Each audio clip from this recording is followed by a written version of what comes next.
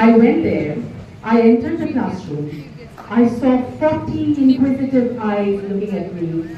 I entered, a little nervous, a little excited, and then I saw everyone stood up to wish me, except one girl. She did not stand up, and I was new, I didn't say anything. So this girl, she called out to me, she said, "Ma'am, can you please come to me?" And I wondered why this girl is calling out to me. Anyway, I went up to her, and what she did left me speechless. She just bent down and touched my feet. Then she said her name was Payal, and she could not stand up. She had polio, and every morning her parents would get her to school, and she found it very difficult to stand up and talk stand up on her own. So anyway, that was my first experience of meeting this girl who really touched my heart that day. And then, after a couple of weeks, I came to know her better. And one day she said, "Ma'am, I want to be a motivational speaker." I said, "Why don't you then be a part of the speaking club of our school?" She said, "But ma'am, I cannot stand up." I said, "Don't worry about that, we'll arrange everything." Now she was able to stand up, but there was a desk in front of her. She would hold on to it and then she would stand up. So anyway, I said, "Payal, you must participate." She said, "All right, ma'am, but promise me that you're going to be there when I give my first speech." I said, "Yes, if the principal allows me, I will definitely be there." And then came the big day when she had her first speech to deliver. I had my class. I settled my class and I said, "I have to go just for a little while and I'll go and come back soon." And I told my class not to make a noise. And when I entered the auditorium, I saw Payal standing there. She was being introduced, and the first words that came out that I heard very distinctively were, "Ghazala ma'am." That was all she said when I entered. And even today they ring in my ears, children. That girl standing there, the first words she spoke were, "Ghazala ma'am." And I could sense that excitement because she was happy to see me there. And then she delivered her first speech, children. And trust me, today she is married, she has a little baby girl, she is a motivational speaker. She completed her studies from DU in psychology, completed a master's, and today she is a motivational speaker. That we should learn all about it starting from a very young age. That we should tell the children that if this thing is happening to you, it is not your fault, it is their fault. Something like this happened to me when I was very young, and I couldn't tell my parents about it because I was afraid, I had no closure about it, and I was just scared, I was confused, I couldn't tell them. But later I did. So I would like to now tell you what happened to me when I was 7. It was a time of Bakr Eid and I was playing with my friends in the party. At night, it was 10 p.m. And then someone knocked. My friend went to check, and when she opened the door, there was a man in his mid-30s. He came in and he asked me a question. He said, "Is your uncle home?" I said, "No, he's not at home." Then he went in for another question and he asked me, "Is your aunt home?" I said, "No." Then he asked me, "Is your grandma home?" I said, "Yes, she is upstairs." Then he demanded to meet her. My friend took him upstairs and I knew that they have reached the first floor because I could no longer hear their footsteps. It was silent for like 10 to 20 seconds and then I heard a loud thud. And when I looked in the direction of the staircase, I saw that the stranger was rolling down the stairs. I went to him concerned and I was like, "Are you okay?" And I helped him got up. And the second he got up, the moment he got up, he just grabbed me and picked me up and he was taking me out on the street. The initial thought was, why is he taking me out at this hour? And why is he grabbing me in the first place? I was scared. I started panicking. I started throwing punches at him. I started kicking him. And once he got him. And his grip loosened. And I fell down.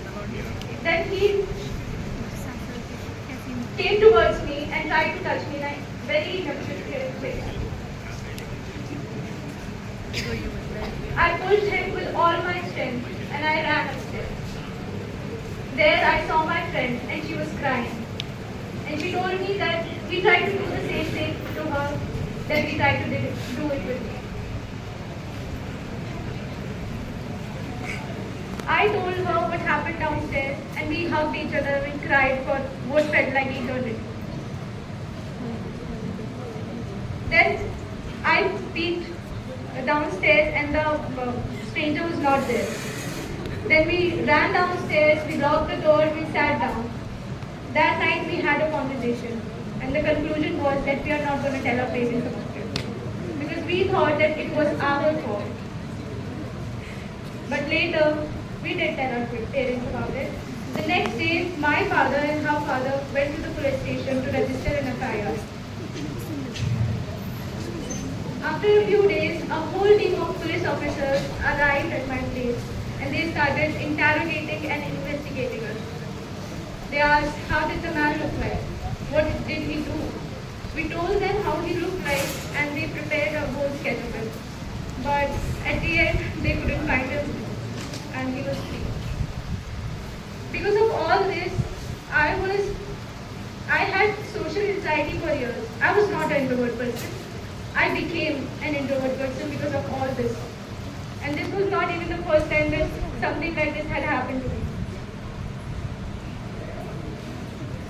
And lastly, I just want to say that being the victim of sexual harassment doesn't mean that it was your fault or that you should be ashamed of it. Thank you so much.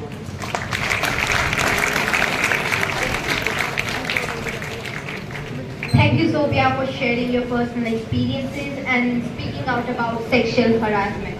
Your courage in addressing this important issue is truly commendable. Beauty standards are. Can you imagine a world where Snow White isn't as fair as snow, or Rapunzel does not possess her lustrous magical hair and sleeping beauty has warts all over her face? As people who have been socialized in a world full of fairy tales with beautiful princesses, hideous and twisted witches, and brave, handsome princes, it is almost impossible for us to imagine, or it might sound strange to ask such questions. The past year, I was quietly trying to navigate the way out of the severe acne I was getting, and it didn't seem like a problem to me until I walked down on the streets and random women, they approach me and they don't say hello. What they say is, everything okay? Why is your face looking like that? For me, it was hormonal fluctuations, but a crisis between life and death for everybody else. And a few months back, I started playing football regularly, and that caused my skin to get shades darker. Getting prompted wasn't a problem because tanning is unhealthy. The problem is how it so casually got associated with me not remaining beautiful enough or losing my beauty. Like, come on. The equity with lighted complexion in our country is so absurd, which is literally full of people with brown skin. And just a few days back, I read this survey that said that it was carried out by Dove. It stated that the percentage of women who actually feel beautiful is less than 5%, and in 2017 it stated that every 6 in 10 women feels the pressure to always look at least acceptable by the society. Fortunately, when these sort of things happen with us, these judgments and these remarks by the people, as teenagers, there comes a point when we start noticing every single mark that would appear on our skin, and there comes a point when we start hating our own reflection. And I believe that in our country, beauty standards, when it comes to women, are predominantly defined by the male gaze. And by 2027, people might be judging you on the basis of how pointy your elbows are. I won't be surprised.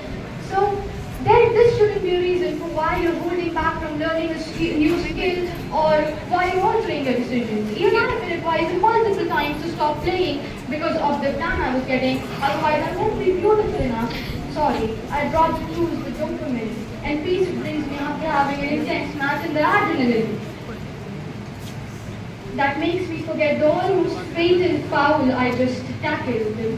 After years and years of appointing ourselves on the basis of what people would perceive of us, I came to a realization that the power we've given to people to decide what we should think of our own selves needs to be taken away. There are so many women out there who feel the pressure to be perfect in a world which is overly critical. When perfectionism is when you put unattainably high expectations on yourself and get stuck in the cycle of not feeling good enough because perfect is impossible. Women as well as men, we are not supposed to be put into boxes on the basis of how we look or how we are supposed to look. If you want to put a full face of makeup on, do it. If you don't want to, then don't. If you're hungry, eat a meal. If you don't want to, then don't. The journey towards body acceptance is an individual one. It cannot be carried out with feminist messaging or good role modeling or diversity in media. Because these beauty standards, they keep fluctuating years on years. And it is an individual effort that helps us getting forward and getting across all these things. And I'd like to say that as long as we are willing to buy cures to our insecurities, there will always be the beauty industry willing to sell it to us and ditch this narrative.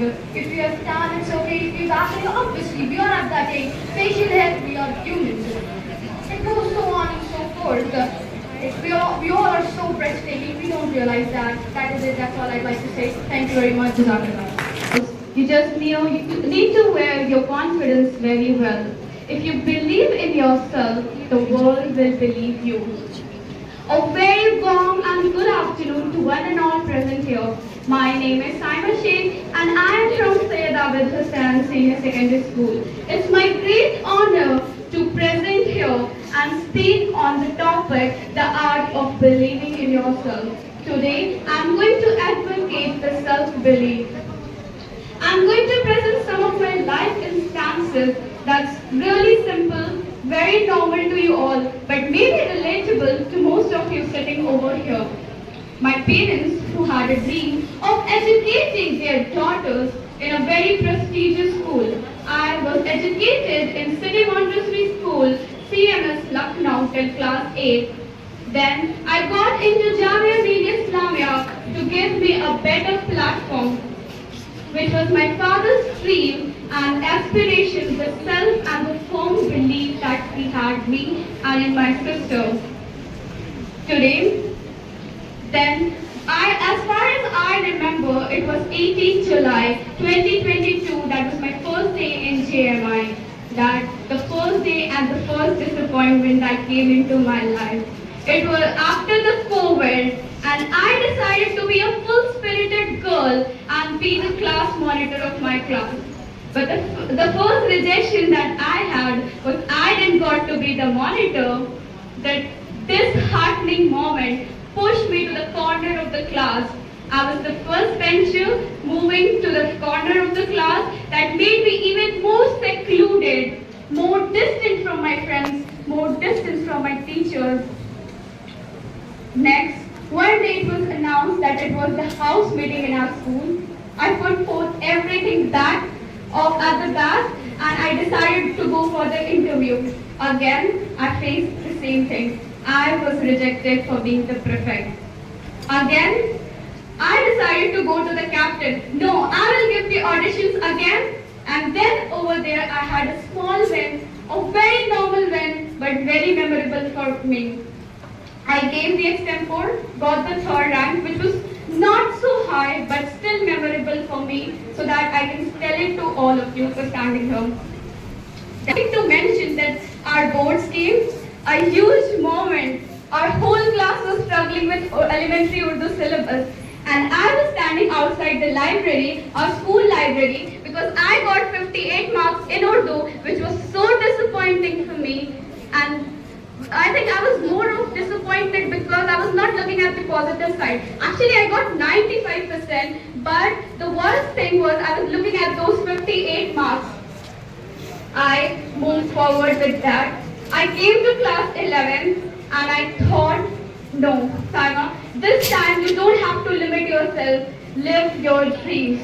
I became the class monitor in class 11, and then I went ahead with making myself, believing in myself. It's crazy. Trust me, if you believe in yourself, it's something different. It becomes miraculous. Those manifestations came true, and I started participating even more and more. Then, after in 11th, again I lost my confidence before the annual examinations. And at that time, what happened was it was my chemistry exam, and I lost all my confidence. I got the highest marks in the half yearly, but it got exactly opposite in the annuals. But still, I built up my confidence, rose up again because I couldn't afford to do any more worse in the next examination, and I got 87.2% in my annuals, getting the second rank in my class. After that, again, going forth, I came in class 12. There were so many ups and downs, so many backlogs coming up. I think everyone here sitting can relate with those backlogs, especially the science students. It's really hard to manage. And then the most remarkable and the memorable moment I had was the day before the night of the interview for the school cabinet. I was crying in front of my dad that I don't have a chance. I don't know I should go for it. But I was no, Saima, you can't do this time. Just you have made so many mistakes, so many plenty of regrets are there, so many fears you have been through. This time you will go for the interview and you will do well. And guess what? Today I am the head girl of Sayyidabin Hussain Senior Secondary School. I am the school representative of my school. And today, from being rejected from the prefect to being here as the head girl, I have come a long way.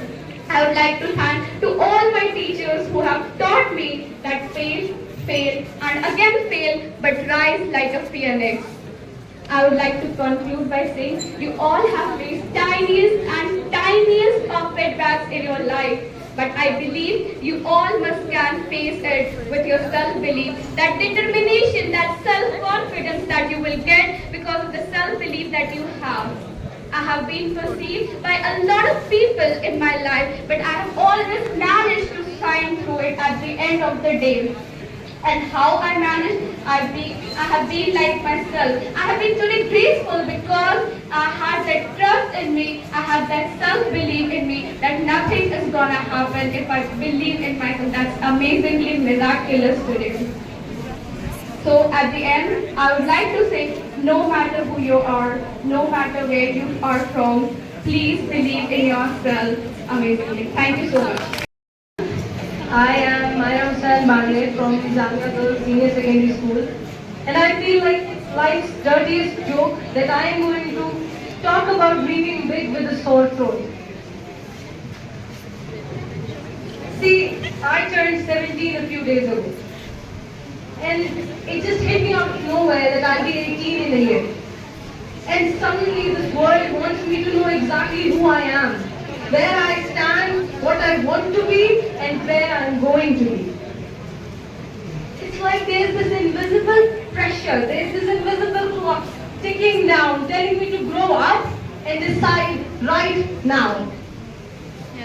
But what if I don't have all the answers yet? What if my dreams are too big? What if my dreams end up being just dreams? When we are younger, we don't limit ourselves to a box. We dream of being astronauts, we dream of being scientists, we dream of being explorers. But somewhere along the way, as we grow up, those just turn into childish dreams. See, the society wants us to dream big. It wants us to do extraordinary things. But then, when those dreams start going out of the box, these people start pulling us back in. Be bold, but not too bold, they say. They want our dreams to fit in their version of reality, but why? See, I feel this more as a student from humanities, because automatically my dreams are deemed less important because I don't want to be a doctor. Why does the field a student chooses decide how he or she should be treated? See, I come from a family of doctors and I am an art student. I dream big. But it terrifies me that it's all going to be a mess and a mess. It is terrifying to dream big because when your dreams are so enormous, they just feel far beyond the horizon. And the truth is, when you try to reach for that horizon, reach for those dreams, they start going further and further away. But then, I think about people like Elon Musk who dream about colonizing Mars. He's aiming for a horizon so far away that most of us can't even see it. This is where I question the society, where I question all of you, and I question myself. Why should I limit my dreams? Why should I put barriers on the way I think? Now, how many of you want me to shut up right now? How many of you are thinking, I am a 17-year-old girl, what do I know about dreaming big? What do I know about how hard it is to dream big? How hard it is to be successful? Truth is, I don't. But I know that I won't settle for less. I know I am meant for bigger things, extraordinary things, and I won't settle for less, like I didn't settle for giving up last night when my throat couldn't open up, when I couldn't speak. I didn't give up then, I won't give up now. For some people, dreaming big means having a good degree, having a good bank account, having a good family. And that's okay, that's your version of dreaming big. But my thing here is, if you know that you can achieve much better things, then why settle for less? Then why settle for a good job when you can do something far more extraordinary? Truth is, we all want a secure future because we don't want our lives to be a mess. But this life is a mess. It's a chaotic mess. Then why not do something extraordinary? At least try to do something extraordinary. It doesn't matter if you put something more in that mess. Because for me, chaos is an order. We just haven't understood yet. See, I think we all want results from this. I feel like when I'm standing here, you all want to know what I achieved by dreaming big at this age, because I'm only 17 right now. But I did. And you know what that was? Millions of universities over the world ready to admit it right now. Because I worked for it. I dreamt it, I worked for it, and I did it. And I will keep doing it till the end of my life, and I want all of you to do it. And yeah, maybe one day in my life I will be satisfied with my dreams because I have reached there. But truth is, you're not meant to reach the horizon of your dreams. You're meant to chase it. And I feel like I will see at the time, but let's keep going on for 1 minute or two more. See, how many of you want to say on your deathbed that I came, I saw, and I conquered? I feel like all of us want to do that.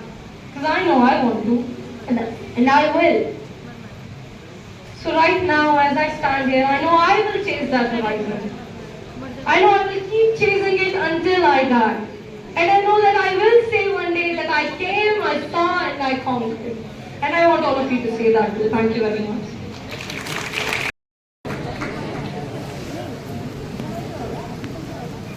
Okay, so first of all, let me ask you something. Have you ever had a moment when you had a full-on argument with your own brain? Someone? Because I have, and well, you're missing out. Respected organizers, hosts, esteemed guests, and my fellow participants. Good afternoon, everyone. I am Alish Pajabi, and today I'm standing here to dive into an experience. And it is not just my experience, it is yours as well. It is something that we all have experienced in our lives, in some way. And how I sailed beyond doubt. Imagine this. One moment, you are feeling totally confident. You are thinking, you're going to ace it, you're going to be awesome, today is going to be fantastic. And then, the other moment, your brain chimes in with, oh really? Remember that time when you tried to be almost okay and you tripped on the stage and pretended to be a pretzel? Yeah, good luck with that confidence. Now suddenly, you are in a mental ping pong where your mind, where your brain is serving every cringe-worthy scenes of your life, every cringe-worthy moment, every embarrassing moment, every self-doubt is standing up. My mind has a special talent of overthinking. And best part, I didn't even realize I was doing it. I thought this is just life. I mean, doesn't everyone spend their free time imagining those embarrassing moments that haven't actually happened yet? And now you are left wondering, how did I get out of this head game? Or did I even get out of this head game? For a long time, this was my life. Self-doubt, anxieties, frustration, these were my constant companions. I used to imagine every possible disaster. What if I forget my speech and just freeze up on the stage right in front of so many people? Or what if I just make a fool of myself and everyone's thinking, who invited this person? If there was a PhD for what could go wrong, I think I'd be Dr. Drew for sure. And you know, there was even a time when I started measuring my self-worth. I started doubting my self-worth. I thought I was in trouble. I didn't like myself. And it was really exhausting.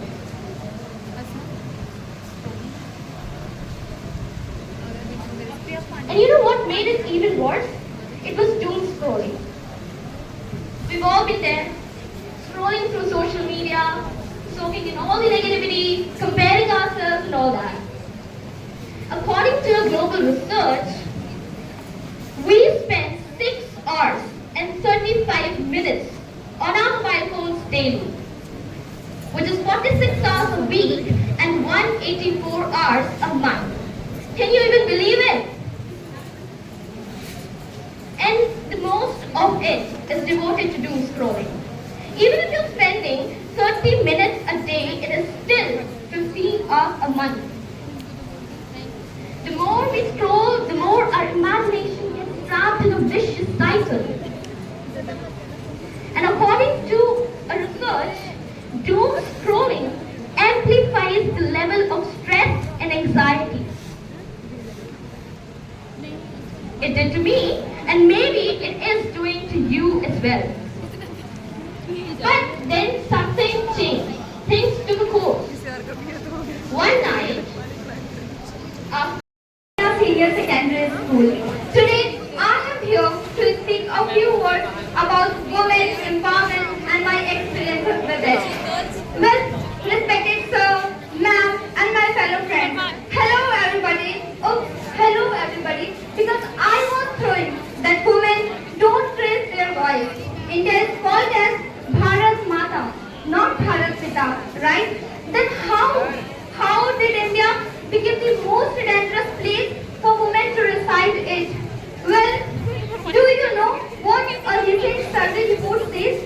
A recent survey report says that 54% of the children, that is more than half of the children, are being sexually harassed at their early ages.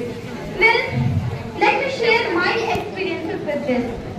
I belong from a medical family. I born in a village I born in a village where education means nothing. Education stands for nothing. Education value is zero. From their point of view, females are made for doing house chores and men are made for earning money. But I am blessed that my parents are very supportive towards me, so that's why today I am here. I am here in front of you all. Well, I saw one of my neighborhood. She is having 3 sons and 1 daughter, but still they are discriminating.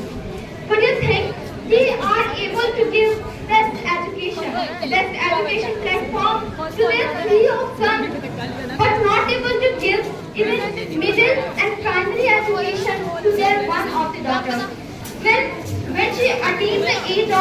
18 or 19, she was being used to vote for marriage for their own parents. She denied, but we all know that her answer doesn't matter, and forcefully she got married. Well, in my village, I saw many working women who worked outside from their house to run their house.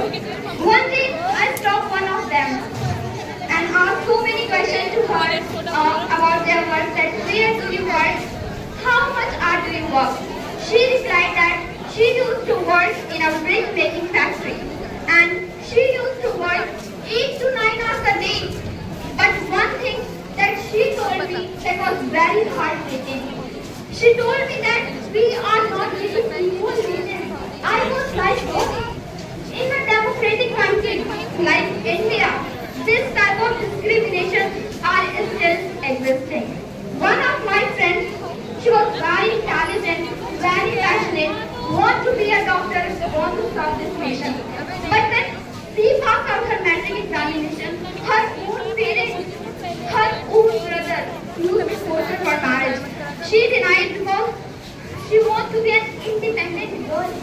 But at last the same thing happened, that she also forcefully got married. Well, we born in a society where children are taught, my boy, my son, don't cry. We must taught them instead of that, that my son, my boy, don't make a girl cry. Well, from my speech, I aspire people to promote quality of education. For me, real success, true success can never be determined in the parameter of its goal and objective. For me, true success, real success